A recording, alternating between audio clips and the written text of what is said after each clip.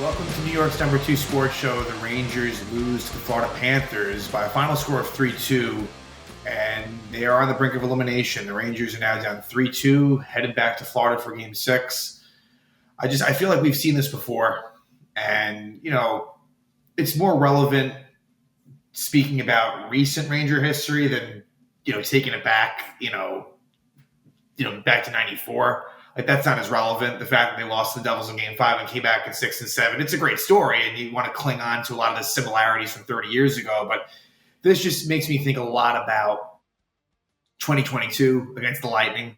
And it was a little bit different where the Rangers were up 2-0 in that series and lost 4 straight. But just, you can just tell as the series wears on, like, who the better team is, whether you knew it going into the series or whether you're, just sort of seeing it firsthand as it goes on.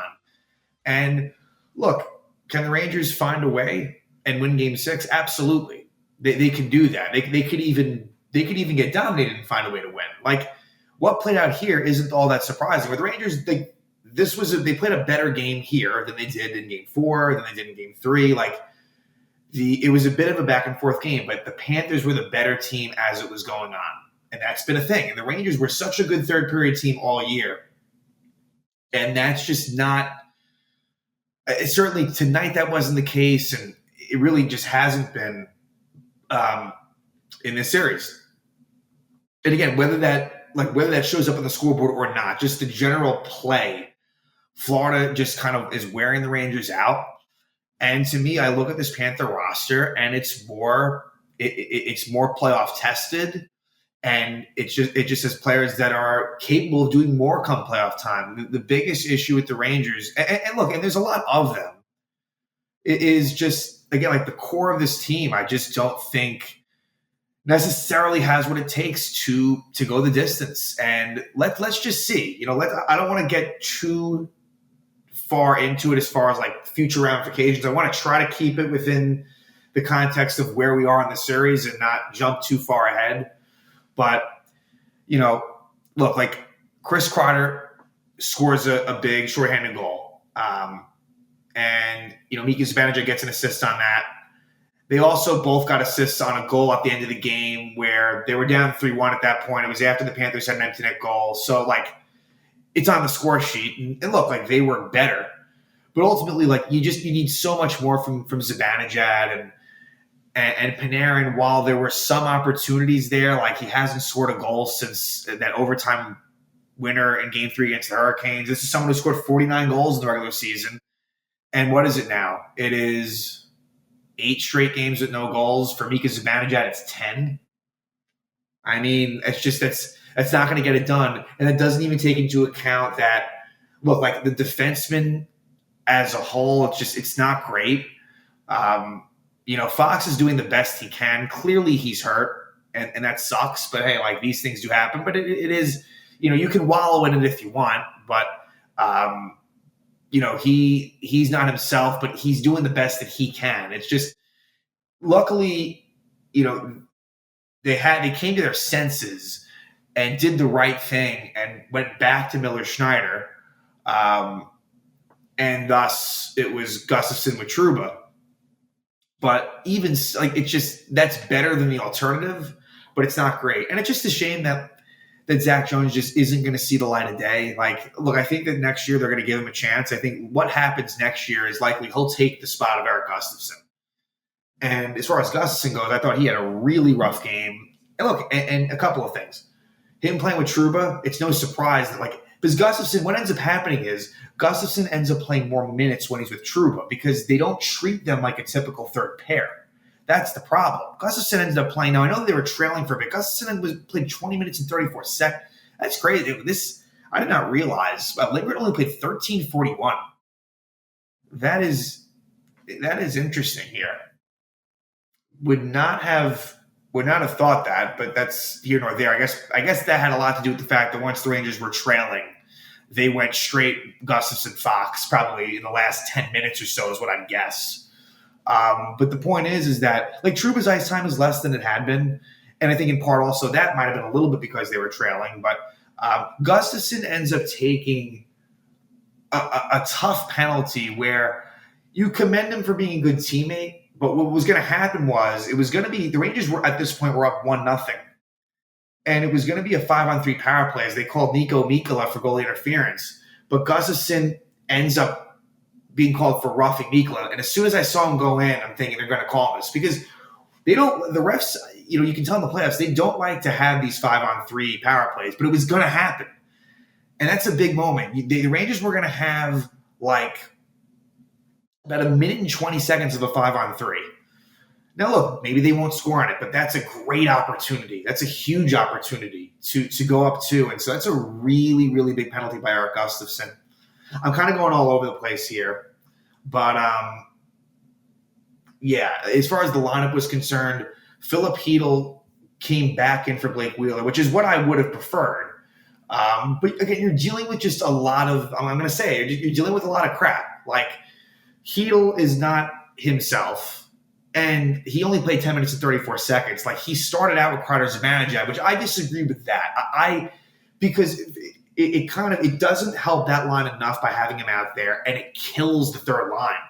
I mean, I would be shocked if we see Roslovic, Wennberg, Kakko as the third line next game. That was a terrible line. And you kind of knew it would be. So for me, what I would have done with this personnel is I would have had Hedl on that third line and Roslovic with Kreider and Zibanejad. Would it have made a huge difference in terms of the Kreider Zibanejad line? No, probably not. But I think at least getting Hedl, I don't know. I think that the mix would have been a little bit better on the third line. But again, there's no easy solutions. Matt Rempe only played 2 minutes and 43 seconds. Do not be surprised if he is a scratch for Game 6. And does it mean I want Blake Wheeler in there? Not really. I'm not really looking for that. So, and Johnny Brodzinski is kind of not exactly the most inspiring. He doesn't inspire a whole lot of confidence, but definitely expect Game 6 to see a different lineup. What it will be, I am not sure. And so that's where it's not that Jimmy Vesey's anything great, but you even kind of feel that loss a little bit now. But the depth is really not all that great as currently constituted. But I still go back to the core. I still go back to the Panarins, the Zibanejads, Trouba in terms of you got guys with really big cap hits that just are not delivering what you need. And that hurts. And, look, but they can win Game 6. I'll say this, and I said this going into the series. This was going to be a series where I think there was going to be a lot of road wins. And what has played out? 3 of the first 5 games has been won by the road team. And so I could see the Rangers winning. This could end up being like a 2015 Lightning situation. I could see the Rangers winning Game 6 in Florida and then coming back home in Game 7 and MSG and losing. I could absolutely see that. But yeah, but I really get a lot of similar feels to 2 years ago against the Lightning. And look, I think, and this isn't me going out on a limb, I think Game 6 is going to be close. I wouldn't be surprised if it goes to overtime. I think that they'll have a chance to win Game 6. But I also think that the Rangers have played a better brand of hockey at MSG. They haven't been amazing by any means, but look, those 2 games, the 3 and 4 in Florida, it was just zone time-wise, it was bad. And I wouldn't be surprised to see that again. That said, Igor is always capable of stealing a game. This series isn't over, but you're not feeling great. So now the Rangers, for the first time this postseason, are on the brink of elimination. And look, the Florida Panthers have shown that they are the better team to this point. They just have. And so they deserve to be up 3-2. There's no question about it. So let's talk about it. The Rangers, look, the first period was pretty good. You look at Game 4 and the Rangers played a pretty good Game 1, a first period there as well. The Rangers kind of got worse as the game went on, or the Panthers got better, some combination of that. But the first period, I thought the Rangers, they were definitely limiting, at the very least, they were limiting opportunities, although I can definitely think to some chances where Gustafsson had a really bad turnover. There were a couple of plays where Panthers were in all alone, and either it went off the post or Igor made a save. It's interesting. By Igor standards, he wasn't amazing this game, but yet still, it's hard. It's hard for me to blame them. We'll go through each goal, and I think it's the Lundell. It was the goal that gave the Panthers the 2-1 lead. That one is one that Igor, I know he's going to want to have back. But again, he's the reason why the Rangers are even kind of in this position and still alive. But the first period, again, I thought the Rangers played pretty well. They had shot the Panthers 11-8. At 4:31, Lusterinen slashes Wenberg. The Ranger power play, the game 4, it was good.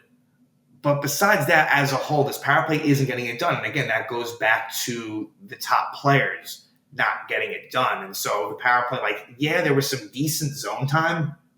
The chances weren't nearly good enough.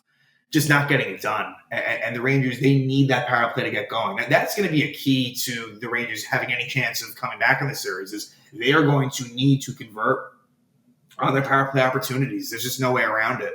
So they don't score on that power play. And then at 14:36, Keandre Miller is called for roughing Vladimir Tarasenko. And, Keandre Miller, not a great game for him.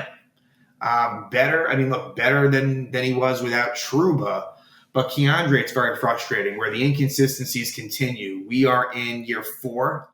I will always say that, look, the sky is the limit for him. Just the skill set is there for him. But just the it's more of a head case thing with Keandre, where he can there's never that consistency. And so, look, I think he's going to be a part of this team's future.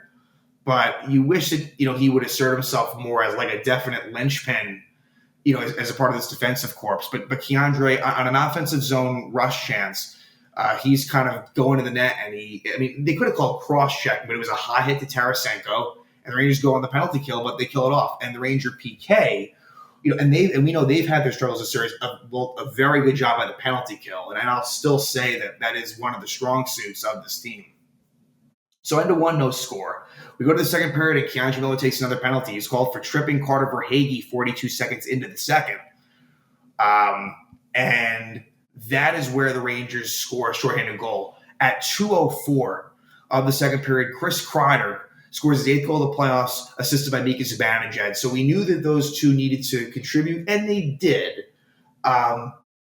More so in the case of Kreider than Zibanejad. Zibanejad does a nice, it wasn't the perfect pass, but he does what he needs to get the puck to Chris Kreider. What was pretty great about this was last game, Kreider throws the mouthpiece of Matthew Tkachuk away, and Tkachuk, and look, he wasn't wrong. Tkachuk's statement, he told the media after the game that he told Kreider in that moment or in the game that was the best thing that he had done all night. And he wasn't wrong about that. But still, that's definite bulletin board material for Chris Kreider. And the interesting thing is on this play, Tkachuk's the one that turns the puck over, and then I think he might have even fallen down. He was definitely a negative, maybe the biggest negative piece to the play. And Kreider ends up on a breakaway, and a really nice move goes backhand past Bobrovsky. Nothing Bobrovsky could do. I thought Bobrovsky, while not being tested a crazy amount, was very sharp in this game. I thought he was pretty good. But Kreider makes it 1-0. And so then what happens is the Rangers get a power play. Kyle Okposo trips Adam Fox at 3:43. And then at 4:22 is when Nico Mikkola is called for goalie interference on Igor, and then Eric Gustafsson goes in and retaliates. And so instead of a 5-on-3, it remains a 5-on-4. That hurts maybe to me more than anything as far as what could have been. Again, that would have been 1 minute and 20 seconds of a 5-on-3. And we'll never know what would have happened. So the Panthers end up killing that off. And then at 8:21, they tie it up. Gustav Forsling, who's been excellent for the Panthers, scores his 4th goal of the playoffs from Sam Bennett and Aaron Ekblad. This was a play where, as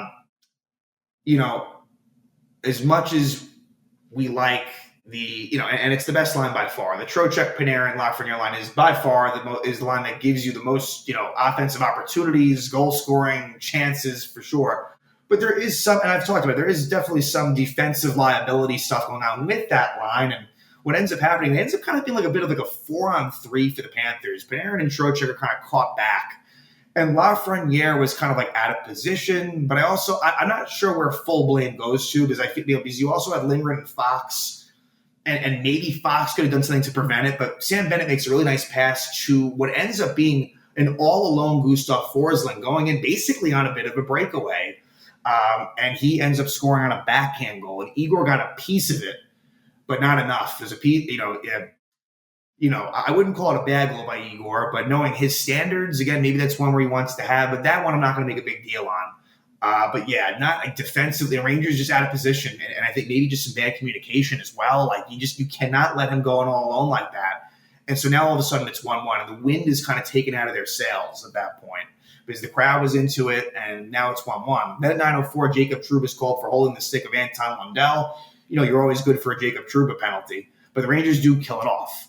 And it ends up 1-1 after 2. And that's been this series. Like, the score has been close. Like, they showed the stats, like, it's basically been tied, and like an even amount. I mean, now that the Panthers took the lead in the third period, like the Panthers have had the lead a little bit more in the series, not by much, even though I think the Panthers have controlled the play. So we go to the third period, and the Panthers are kind of getting better and better as the game goes on, and that would continue on in the third period. Keep in mind that by the time the third period rolls around, they made some line changes in the form of Matt Rempe did not see the last time we saw Matt Rempe must have been the second period. Like he only played 2 minutes and 30 seconds or whatever I said it was.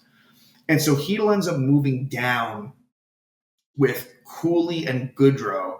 And it's kind of a rotating spot next to Carter and Zibanejad. So whether that be Panarin, might have been a little bit of Lafreniere. I think Kakko might have, it was a bit of a mix. Nothing really seemed to help, though. And the Panthers were controlling the play. And let's see here. At 6:58, Nico Mikkola trips Kakko.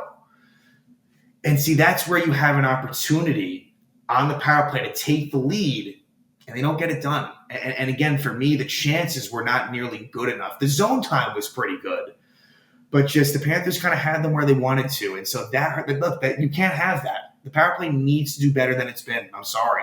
It's got and it's an extension of what we've seen from the Panarins, from the Zibanejads. It's just a shame that Alexis Lafreniere doesn't see number one power play time. And that's something for next season that I'm hoping is a thing. I'm not overly confident that it'll happen, but hey, sorry, Mika Zibanejad, or sorry.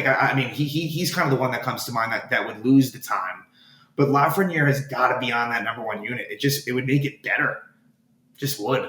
So the Rangers don't score on that power play. And then at 10:22, the Panthers take the lead. This was the big goal of the game. Anton Lundell scores his third goal of the season from Luostarinen. So the Panther third line comes through with a really big goal against the Ranger third line. So what happens was Alex Wennberg actually broke his stick. But that really didn't have a big effect on the play, because then they got it back. Wennberg gets a new stick.